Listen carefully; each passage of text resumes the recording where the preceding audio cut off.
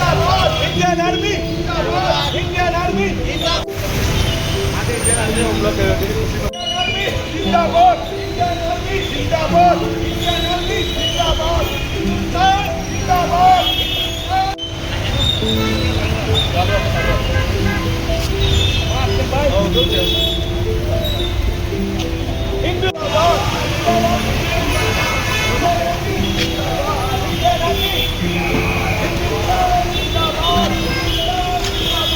Indian army जिंदाबाद Indian army जिंदाबाद हिंदुस्तान जिंदाबाद हिंदुस्तान जिंदाबाद इंडियन आर्मी आज रोज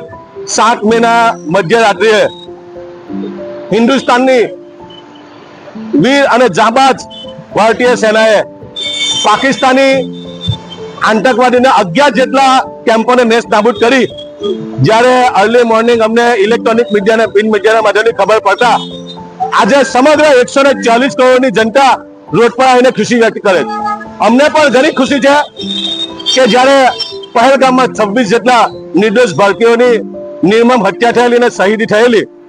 આજે એમના ફેમિલીને ખરા અર્થમાં ન્યાય મળેલો છે ને એમને ત્યાં શ્રદ્ધાંજલિ મળેલી છે। આજે ભારતના અને હિન્દુસ્તાનના 25 કરોડ મુસલમાનો ભારતીય સેનાને સલામ કરે છે કે એમને જે સેનાને હિન્દુસ્તાનની સેનાને સરકાર દ્વારા જે છૂટ આપવામાં આવેલી કે આ નાપાક આતંકવાદીઓને જવાબ આપવામાં આવે ને ફરી વખતે કોઈ નાપાક હરકત હિન્દુસ્તાનની સામે ન કરે ને કોઈ નિર્દોષનો જીવ ના જાય। જ્યારે આજે જે આતંકવાદી કેમ્પોને પાકિસ્તાનમાં ઘૂસીને નેસ્ત નાબૂદ કરવામાં આવેલા છે આજે એની ખુશી વ્યક્ત કરવા માટે અમે ભરૂચની જંબુસર બાયપાસ ચોકડી ખાતે મુસ્લિમ સમાજના લોકો ભેગા થઈ અને ખુશી મનાવેલા છે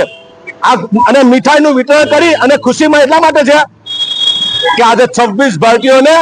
કડા હાથમાં શ્રદ્ધાંજલિ મળેલ છે અને એમને ન્યાય મળેલો છે અને ભારતીય સેનાને ભારત સરકારને અમે મુસ્લિમ સમાજના લોકો સેલ્યુટ કરીએ કે આજે જે ઈદનો જવાબ પથ્થરથી આપ્યો ભવિષ્યમાં કોઈ પણ આતંકવાદી હો કોઈ પણ પડોશી દેશ હિન્દુસ્તાનની અમે આંખ ઉઠાઈને જોઈ નહીં શકે ને જો આવું કૃત્ય કરવાની કોશિશ કરશે